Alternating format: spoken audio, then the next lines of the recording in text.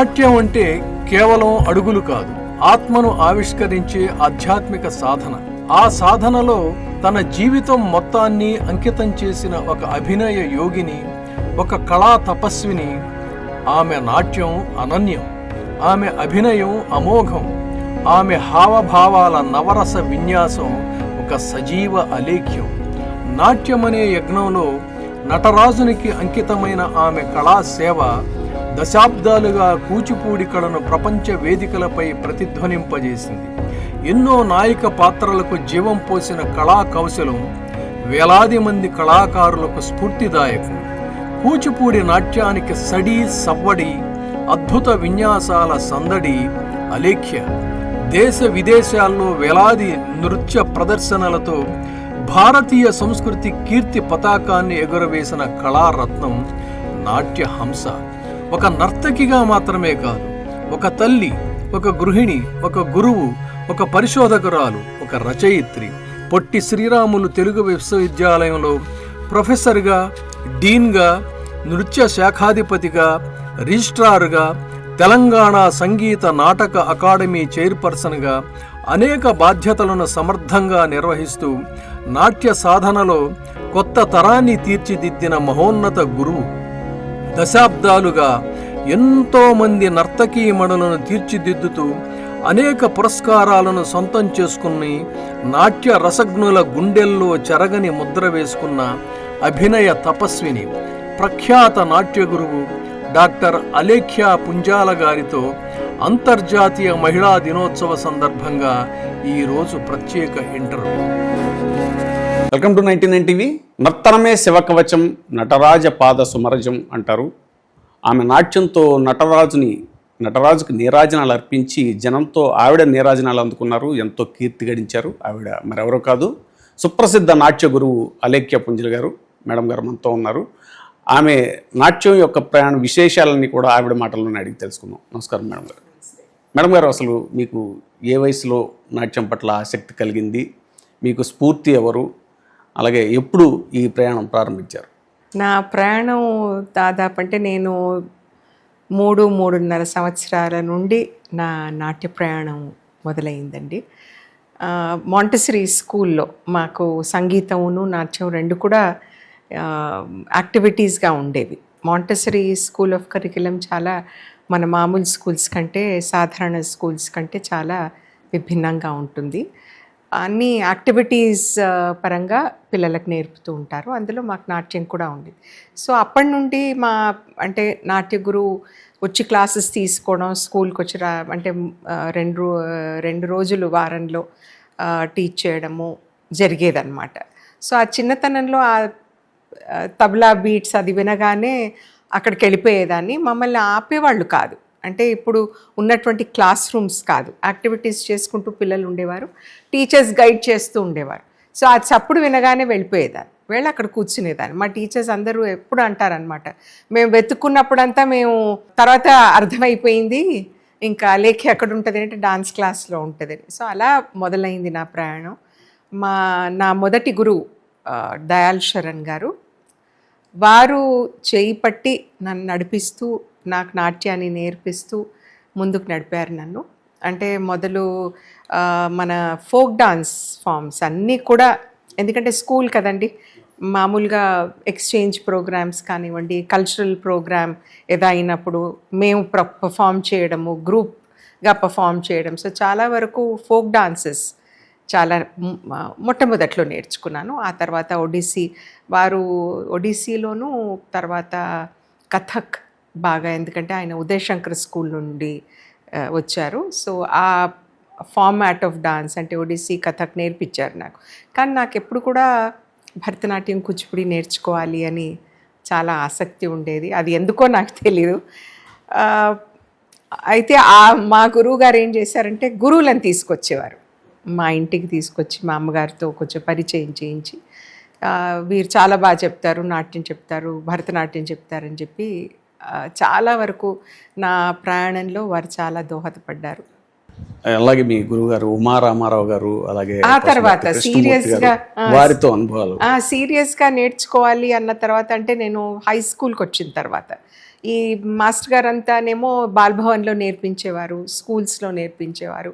So మా స్కూల్కి వచ్చి నేర్పించారు. బాల్భవన్ వారు అక్కడ చెప్తున్నారంటే ఇంక ఎవ్రీడే బాల్భవన్ వెళ్ళడం జరిగేది. సో అక్కడ కూడా నేర్చుకున్నాను నేను. సో కొంచెం సీరియస్గా హై స్కూల్ వచ్చిన తర్వాత నేను I should get in to serious learning అన్న ఒక దీనికి వచ్చిన తర్వాత అప్పుడు మా నాన్నగారు, అప్పుడు he was one of the municipal commissioners ఇక్కడ హైదరాబాద్లో. తర్వాత ఎగ్జిబిషన్ సొసైటీలో కూడా వారు చాలా ఒక సీనియర్ ఫౌండర్ మెంబర్గా ఉన్నారు ఆ టైంలో. వారికి అందరు గురువులతో, తర్వాత చాలా వరకు కల్చరల్ ఆర్గనైజేషన్స్తో పరిచయం ఉండింది.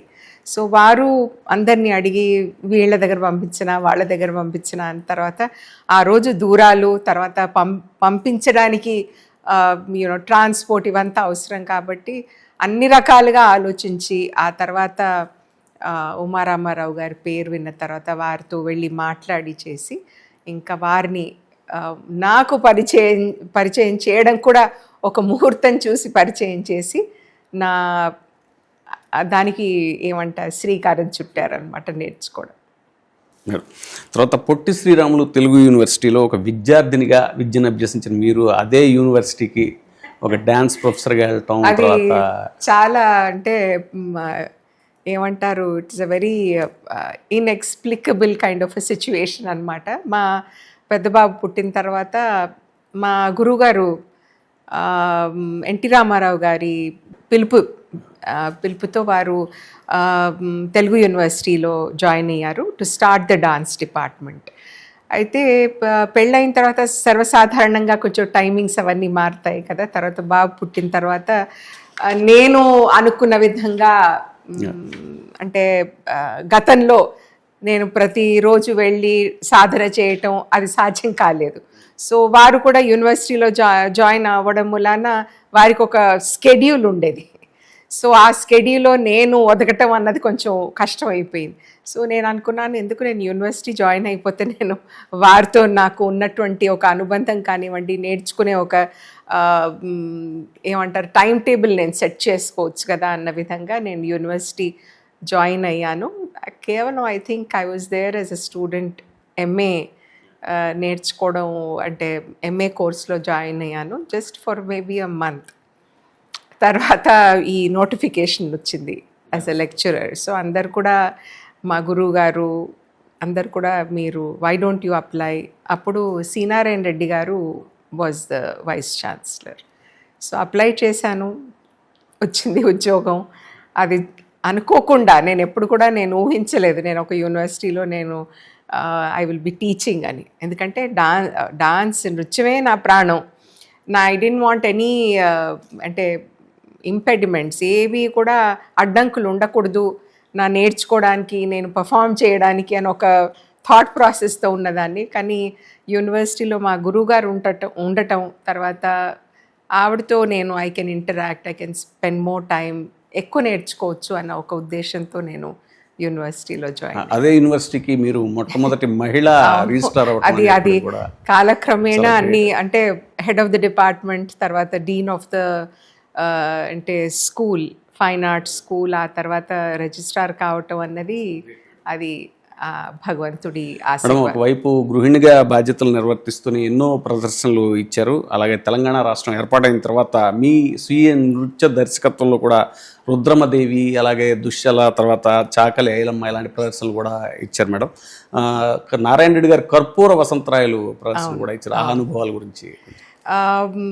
వారు వైస్ ఛాన్సలర్గా ఉన్నప్పుడు మేము కూచిపూడి డాన్స్ ఫెస్టివల్ ఆర్గనైజ్ చేశాము కూచిపూడిలో. సో మేము ట్రావెల్ చేస్తుంటే వారి ఆడియో క్యాసెట్ వినిపించారనమాట నాకు, కర్పూర వసంతరాయలు. అది నాకు చాలా వరకు ఇన్స్పైర్ చేసింది. So I wanted to play that character, Lakuma character. So దానికి స్క్రిప్ట్ వారిని రిక్వెస్ట్ చేశాను, నేను నాకు హెల్ప్ చేస్తారా, మీరు చేస్తే నేను ఒక డాన్స్ ప్రొడక్షన్గా నేను ప్రజెంట్ చేయాలనుకుంటున్నాను అంటే వారు అన్నారు, నాకు ఒత్తిడి చాలా ఉంటుందమ్మా, నేను అంతా రాయడానికి కుదరదు, నేను ఐ విల్ సూపర్వైజ్. సో దానికి నాకు వేదాంతం రామలింగ శాస్త్రి గారు స్క్రిప్ట్ రాయటం, నేను ప్రజెంట్ చేయటం చాలా అంటే that was one of my memorable productions also. అది లకుమా స్వాంతం అనే పేరుతో నేను ప్రజెంట్ చేశాను. ఆ తర్వాత మీరు అన్నట్టు రుద్రమ్మదేవి చేశాను. తర్వాత రీసెంట్గా లాస్ట్ ఇయర్ చాకలి ఐలమ్మ. తర్వాత దుశ్శల అన్నది ఇట్స్ థియేటర్ ప్రొడక్షన్ అండి, completely in Hindi. It is a monologue, అంటే ఒక 75 to 80 minutes. దుశ్శల అన్న క్యారెక్టర్ అంటే కౌరవుల ఒక్కరితే కదా చెల్లెలు, తన కోణంలో నుంచి మహాభారతంలో అయినటువంటి ఘట్టాల గురించి ఆవిడ అనుభవం చెప్తుందన్నమాట. So it's a very very gripping presentation. Madam, దూరదర్శన్లో ఒక టాప్ ర్యాంక్డ్ ఆర్టిస్ట్గా కొనసాగుతూ, తర్వాత Indian council for cultural relation panel మెంబర్గా, ఇంకా తెలంగాణ సంగీత నాటక అకాడమీకి చైర్పర్సన్గా కూడా వ్యవహరించారు. ఆ అనుభవాలు ఇప్పుడు ఇంకా టెన్యూర్ ఇంకా కంటిన్యూ అవుతుంది as chairperson of Telangana Sangeet Nataka Akademi. ఇప్పుడు ఐసీసీఆర్గా I'm one of the outstanding artist of the country అండి. అలాగే ఇప్పుడు దూరదర్శన్లో ఎప్పుడైతే ఈ ఆడిషన్స్ గ్రేడింగ్ మొదలుపెట్టారో అప్పుడు ఆ ఫస్ట్ టైంలోనే both for Kuchipudi and Bharatanatyam నాకు ఐ గాట్ ఏమంటారు టాప్ ర్యాంకింగ్ వచ్చింది.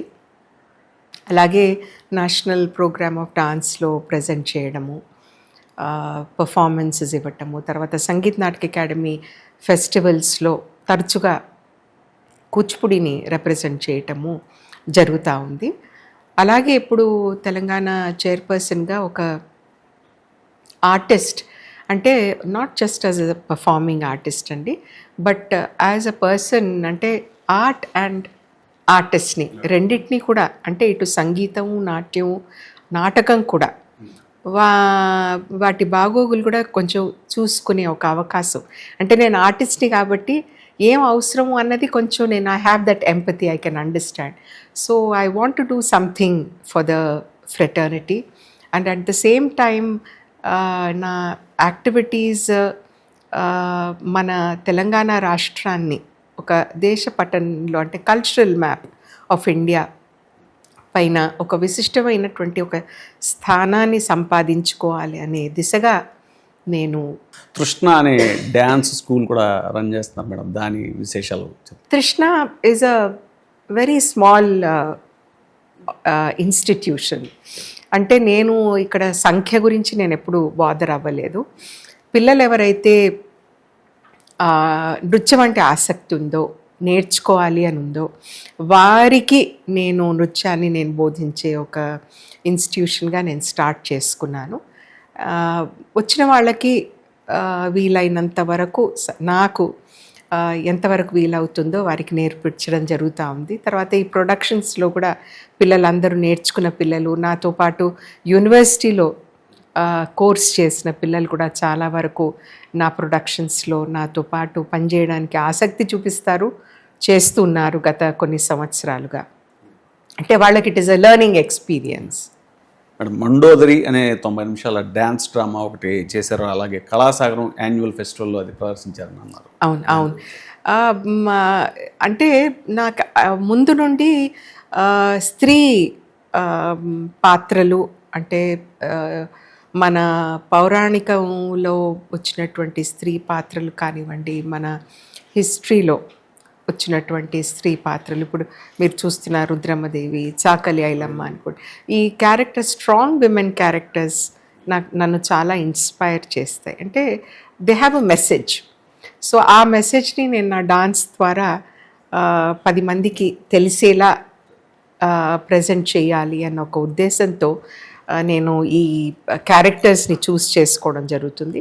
అలాగే మండోదరి కూడా ఆ దిశగా నేను చూస్ చేసుకున్న character. She's a very very strong character and తనకి చాలా వరకు విభిన్నమైనటువంటి కోణాలు ఉన్నాయి in her character which are very very admirable as a woman. అంటే ఒక ఆడమనిషిగా తను ఎన్నో డిఫరెంట్ ఆస్పెక్ట్స్లో ఒక తల్లిగా కానివ్వండి, ఒక భార్యగా, ఒక ప్రేయసిగా, తర్వాత ఒక రాజుకి ఒక మనం అంటాం కదా ఇప్పుడు పంచకన్యల్లో she also one of the panchakanya. So she fits in మహాపతివ్రతలు. She fits exactly in to that whatever description you give of that ideal woman అన్న ఏదైతే మనం మాట్లాడతామో. సో అది ఏంటి అన్నది నేను నా డాన్స్ బ్యాలే ద్వారా చూపించాలి అని ఒక ప్రయత్నం చేశాను. And it has been very very satisfying. The same character, a small excerpt నేను I'm also presenting in Samarthya, collaborative work. Pratibha Prahlad గారు ఢిల్లీ బేస్డ్ భరతనాట్యం డాన్సర్, ఆవిడ ప్రొడక్షన్ ఉంది సామర్థ్య అని. రామాయణంలో ఉన్నటువంటి స్త్రీ పాత్రల గురించి అది ప్రత్యేకంగా కొరియోగ్రాఫ్ చేసి ప్రజెంట్, అందులో నేను మండోదరి చేస్తున్నాను అనమాట. సో అంటే women characters without whom Ramayana would not have been what it is. అంటే వీళ్ళందరూ లేకపోతే రామాయణం డిఫరెంట్గా ఉండేదేమో. Great madam. భారత స్వాతంత్ర అమృతోత్సవాల సందర్భంగా తెలంగాణ పూర్వ ముఖ్యమంత్రి కె చంద్రశేఖరరావు గారితో మీరు సత్కరించబడ్డారు. అలాగే ఆంధ్రప్రదేశ్ సాహిత్యపీఠ వారు అభినయ తపస్విని అనే బిరుదుతో కూడా మీరు సత్కరించారు. ఆ అనుభవాలు ఒకసారి షేర్. ఇది మన సాహిత్య అకాడమీ అన్నది మనకి రాజమండ్రిలో అప్పట్లో ఉండేది. వాళ్ళ ఒక కాన్ఫరెన్స్ జరిగినప్పుడు నేను ఐ ప్రెజెంటెడ్ లెక్చర్ డెమాన్స్ట్రేషన్. అది చూసిన తర్వాత వారు నాకు అభినయ తపస్విని అని ఒక బిరుదుని ఇచ్చారు. అది నాకు చాలా చాలా అంటే అది ఒక మరపురాని ఘట్టం నా జీవితంలో. ఎందుకంటే అంత చిన్నతనంలో వాళ్ళు నన్ను అర్హురాలిగా అనుకొని నాకు ఆ బిరుదు ఇవ్వటం అన్నది నాకు చాలా చాలా సంతోషం.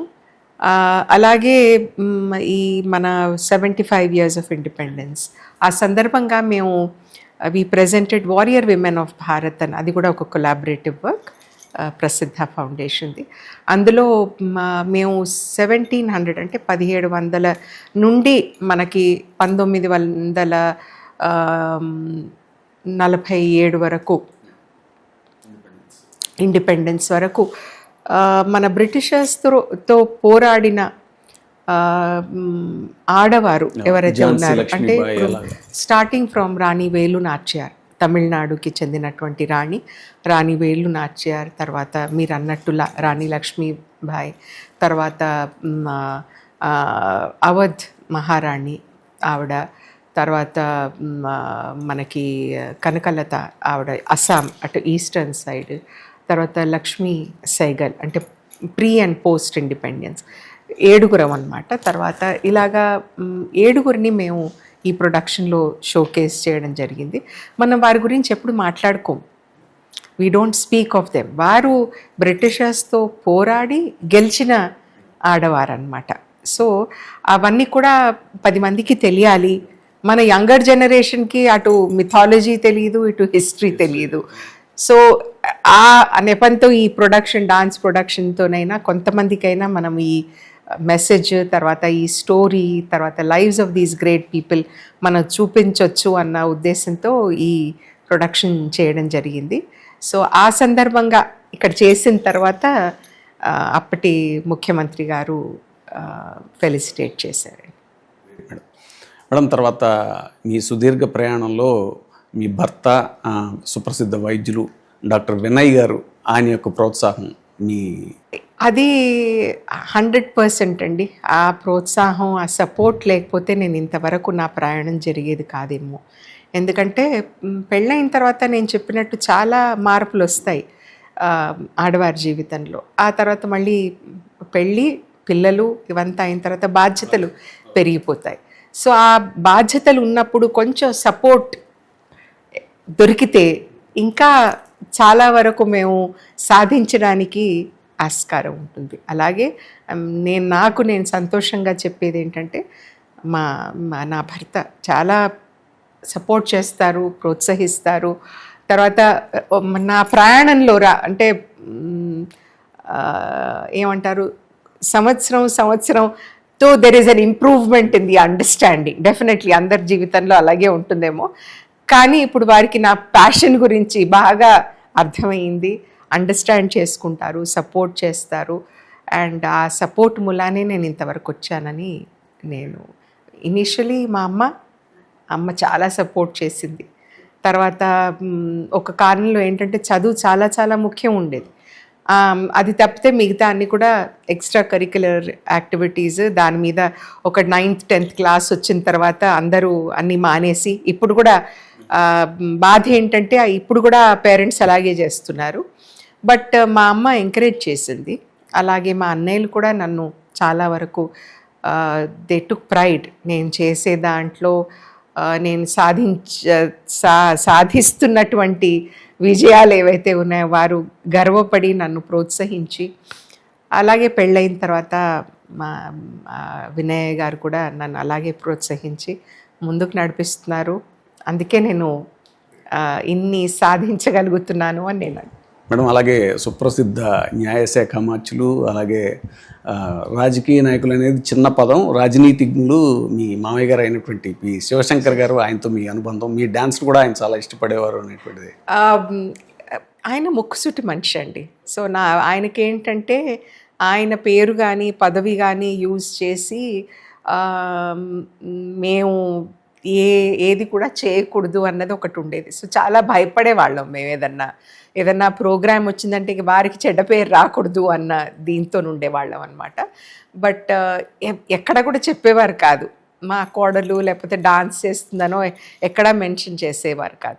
కానీ నాకు ఐసీసీఆర్ వాళ్ళ దాంట్లో ఒకసారి అవకాశం వచ్చింది. ప్రోగ్రామ్ చేస్తుంటే మా అత్తగారు అన్నారు, మామయ్య గారిని కూడా రమ్మని చెప్పు అని. అయితే నేను వెళ్ళి పిలిచాను అనమాట. మామయ్య గారు ఇలా ఈవినింగ్ నాకు ప్రోగ్రామ్ ఉందండి, ఐసీసీఆర్ వారి ప్రోగ్రామ్, అది మీరు కూడా వస్తే బాగుంటుందంటే, చాలా ఒత్తిడి ఉందమ్మా చూస్తాను అన్నారు.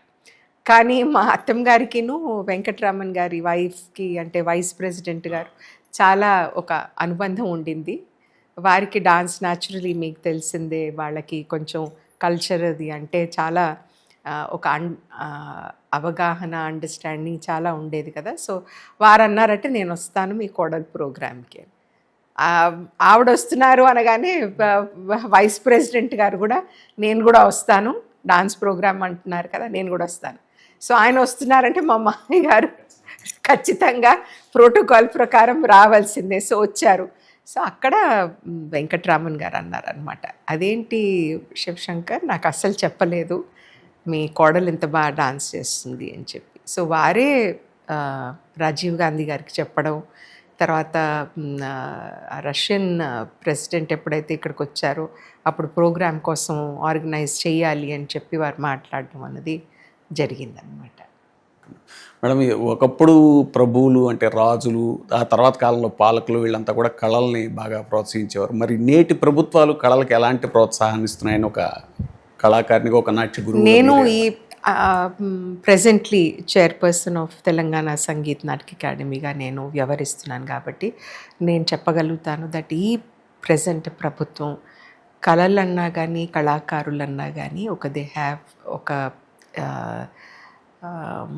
ఆదరణ ఉంది మాకు.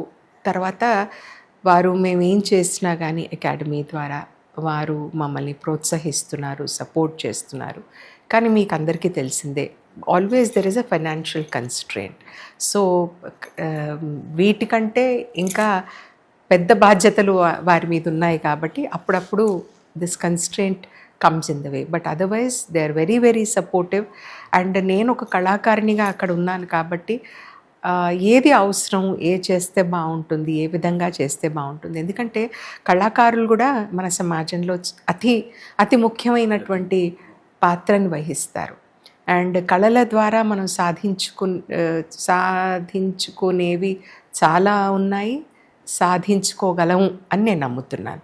ఎందుకంటే ఇప్పుడు మనం ప్రస్తుత సమాజంలో మనం చూస్తున్నాం కదా, the way it is going, which way it is going, violence అనుకోండి, ఇది అనుకోండి, పిల్లల మనోభావాలు మనం చూస్తుంటే చాలా అలార్మింగ్గా ఉన్నాయి. సో వీటన్నిటినీ కూడా ఒక కరెక్ట్ దిశగా మనం వెళ్ళాలి అంటే కళలు చాలా వరకు మనకి దోహదపడతాయండి. సో ఇది నా ప్రయత్నం, నా ప్రభుత్వంతో విన్నపం ఏంటంటే రైట్ ఫ్రమ్ స్కూల్ లెవెల్ ఈ ఆర్ట్స్ అన్నీ కూడా మనం ఇంట్రడ్యూస్ చేయాలి. They should become part of the curriculum. అది కరికులంలో మామూలుగా అన్ని సబ్జెక్ట్స్ లాగా ఇది కూడా చెప్పాలి. ఎందుకంటే ప్రతి ఒక్కరూ డాక్టరు, ప్రతి ఒక్కరూ ఇంజనీర్ కాలేరు కదా, ప్రతి ఒక్కరూ ఐటీ ప్రొఫెషనల్ కాలేరు.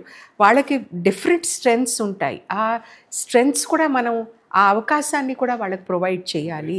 అండ్ తర్వాత మనం నెక్స్ట్ జనరేషన్ ఆఫ్ ఆర్టిస్ట్ని కూడా మన కళల్ని మనం కాపాడుకోవాలి, తర్వాత నెక్స్ట్ జనరేషన్కి అందించాలి, తర్వాత ఉన్న కళాకారులకి ఒక ఆదరణ ప్రోత్సాహం కూడా ఉండాలి. సో అది ప్రభుత్వం 100% చేయాలని కాదు, కానీ మేము ఉన్నాము అని ఒక సపోర్ట్ సిస్టమ్ తయారు చేస్తే, మనం ఎండోమెంట్స్ ఉంది, టూరిజం ఉంది, ఇవన్నీ కూడా మనం కలిసి నడిస్తే మనం కళల్ని మనం కాపాడుకున్న వాళ్ళం అవుతాం, కళాకారులకి ఒక ఆధారాన్ని కల్పించిన వాళ్ళం అవుతాం. తర్వాత మనం ఈ టూరిజము, ఎండోమెంట్ ఏవైతే మనకి నిధులు ఉన్నాయో, హెరిటేజ్ సైట్స్ ఉన్నాయో, వాటిని కూడా మనం ఒక పబ్లిసైజ్ చేసి మనం కూడా రెవెన్యూ జనరేట్ చేసుకోవచ్చు అని నేను నమ్ముతున్నాను. సో ఈ 3 కోణాల్లో మనం ఆలోచిస్తే definitely culture is a very very strong and important tool towards gaining a recognition. అంటే మనం ఇంకా చాలా చిన్న స్టేట్ కాబట్టి మనకి ఇంకా అవసరం ఉంది, ఆస్కారం కూడా ఉంది. మనం మంచి ఒక మోడల్ స్టేట్గా ఎదగడానికి మంచి అవకాశం ఉందని నేను భావిస్తున్నాను. మేడం, ఫైనల్గా అంతర్జాతీయ మహిళా దినోత్సవం సందర్భంగా మహిళా లోకానికి మీరు ఇచ్చే సందేశం, అచీవ్ చేసిన మహిళగా. నేనంటాను, be proud to be a woman. నేను ఎప్పుడు కూడా ఐ డోంట్ బిలీవింగ్ ఇన్ అంటే competing with the man, because నేను అనుకుంటాను ఆడవాళ్ళగా మేము చాలా we are by ourselves very strong. Strength మాలోనే ఉంది, అది మేమే రికగ్నైజ్ చేయాలి. అది రికగ్నైజ్ చేసి ముందడుగు వేయాలి. ఏదన్నా సాధించాలి అంటే డిటర్మినేషన్ అవసరం, తర్వాత సాధన అవసరం. ఏదైనా కానీ పట్టుదలతో ముందుకెళ్తేనే సాధించగలుగుతాం. తర్వాత ఆబ్స్టికల్స్ వస్తాయి, అది that is a learning experience. అవన్నిటినీ ఎదుర్కొని మనం ముందుకు నడవటమే మన ధ్యేయంగా పెట్టుకొని, ఏది సాధించుకోవాలి అని అనుకున్నామో అది ఒక గోల్ మన ముందు పెట్టుకొని నడుస్తూ పోతే డెఫినెట్లీ సాధించుకోగలుగుతాము అని నేను నమ్ముతున్నాను. Thank you madam, thank you very much.